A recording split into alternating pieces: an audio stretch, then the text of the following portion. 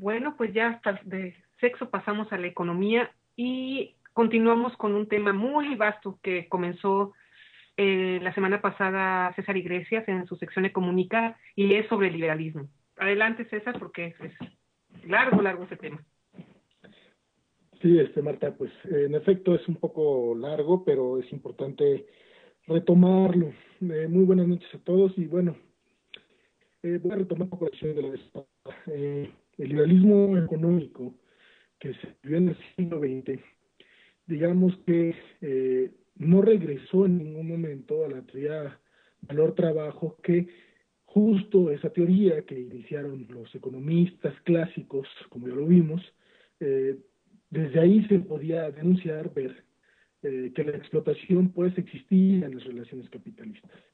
El liberalismo económico lo que hizo fue seguir en el mismo discurso de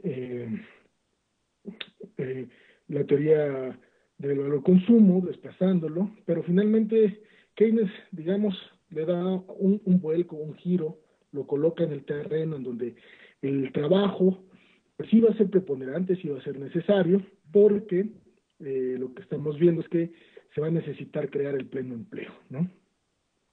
El pleno empleo, eh, desde aquí lo que podemos observar es que eh, Keynes va a seguir, digamos, una lógica en donde de forma estructural el capitalismo tiene crisis permanentes y que de una u otra forma pueden ser modificadas y en tanto que el Estado puede intervenir, puede de una u otra forma compensar los efectos del mercado. Si el mercado pone los heridos y los muertos, el Estado puede generar un cierto tipo de compensación que se hace a partir del salario indirecto.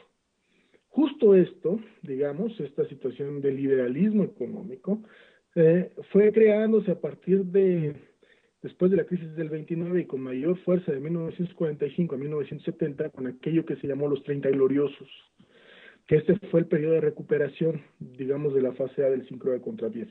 Eh, en el discurso económico o en el discurso económico político, si así lo quisiéramos llamar.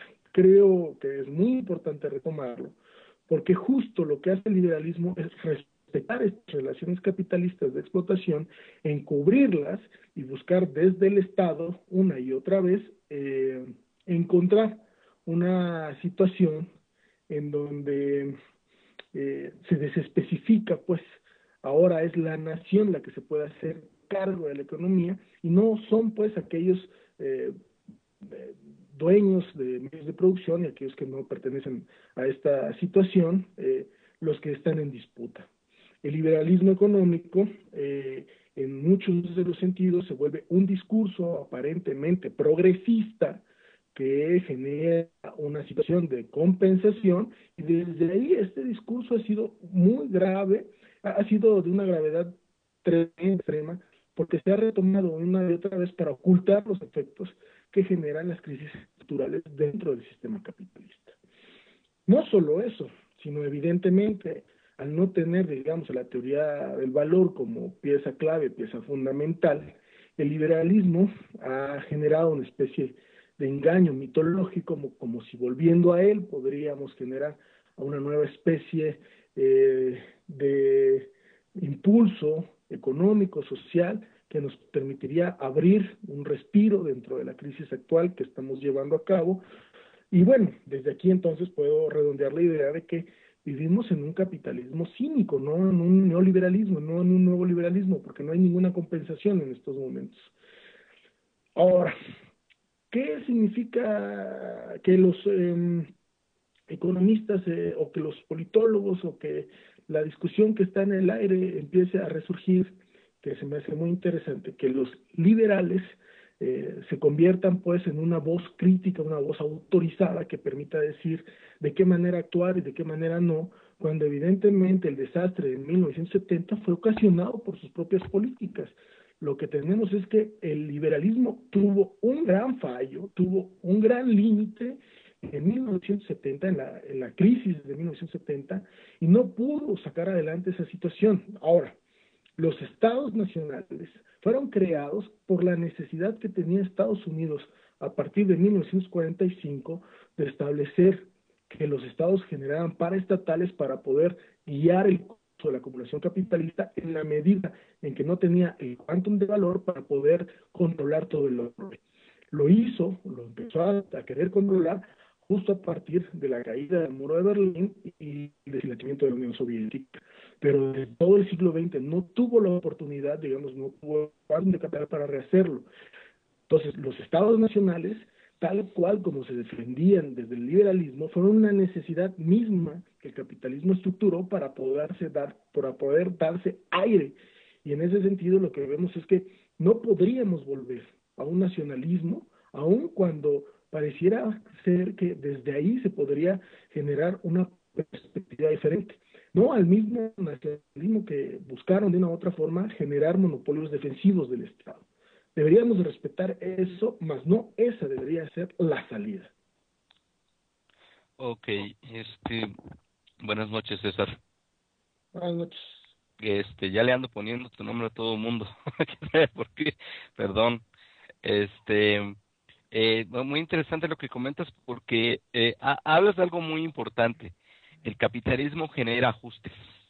Es decir, es como una entidad, es como una especie de organismo que se va adaptando y tiene que tener válvulas de escape y tiene que tener reajustes internos y que parece de repente, por ejemplo, en la etapa keynesiana, del liberalismo keynesiano, parece de repente que fueran más benévolos, pero parece ser, a ver si entendí bien, si no, pues me corriges ahorita, estas etapas más benévolas son reajustes y que probablemente en muchas ocasiones son el preludio, la antesala de otra situación mucho más, digamos, desaforada, mucho menos controlada y de otra situación mucho más cruel en el sentido de la desigualdad económica. Ernesto, ¿más o menos va por ahí el asunto?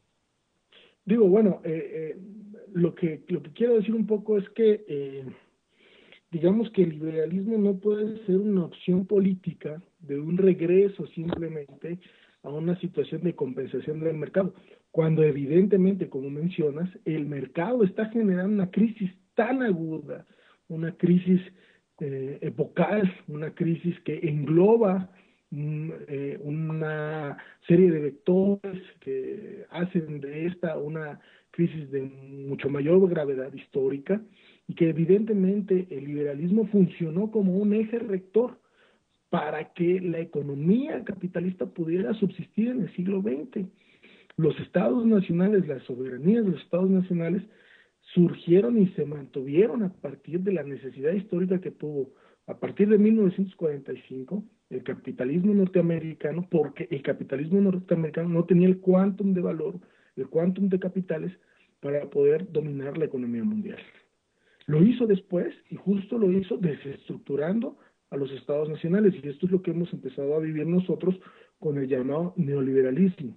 Es un capitalismo cínico que quita todas las conquistas, digamos, del salario indirecto para generar un ataque mucho más radical y un desestructuramiento del Estado para que no exista más que el mercado que sea quien regule. Creo que desde aquí esta perspectiva pues hace claro que es evidente que hay una situación delicada, grave, que el liberalismo trata de encubrir como si fuese la solución tan anhelada que nos podría llevar a un mundo mejor. Ok, entonces el liberalismo nos trata de vender la idea de que es la alternativa.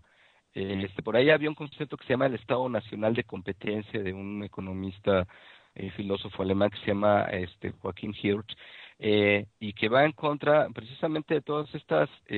Lo que pasa es que hay muchas teorías, incluso de izquierda, que dicen que ya hay una desestructuración total de la soberanía, un desmontaje de las soberanías nacionales, lo cual realmente podría tener algo de cierto. Sin embargo, sujeto, Joachim Hirsch, dice que el capitalismo todavía necesita de estados fuertes, centrales, que de alguna manera creen las condiciones de regulación para que el capital se siga desarrollando. ¿Cómo verías tú esa teoría en la recta final de tu sección?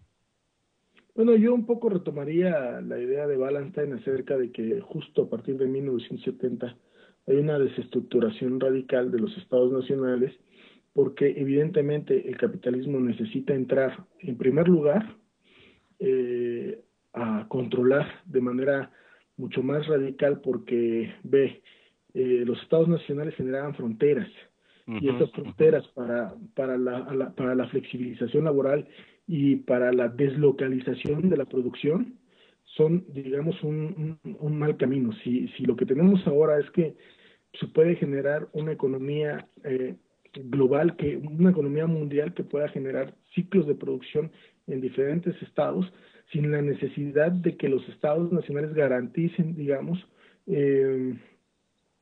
tecnología, garanticen salarios altos, sino más bien que estén subordinados a una lógica de ganancia, de transferencia de ganancia hacia los centros. Los centros y la periferia están ahí, están vistos de otra forma, y evidentemente la debilidad de los estados es una razón necesaria e indispensable. Ahora, esto se puede complejizar más y lo podemos llevar, por ejemplo, a la Unión Europea. Se puede complejizar también a partir de tratados como el Tratado de Libre Comercio de América del Norte. Se puede llevar a cabo a través del pensamiento acerca de Mercosur. Ahí tiene varias dimensiones. No solo es una sola, no es una sola dirección, sino más bien son planteamientos que se entrecruzan y se generan o digamos caminos que pudieran trazarse para diferentes historias, inclusive contrapuestas entre ellas.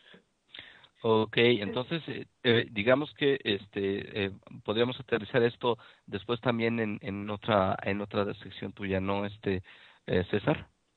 Sí, por supuesto, Ulises, y pues muchas gracias a todos. Gracias, César. Pues sí, te esperamos la próxima semana, y como vemos este tema tan importante y tan vasto que sí requiere varias sesiones. Muchas gracias y hasta la próxima, César. Y vámonos con música.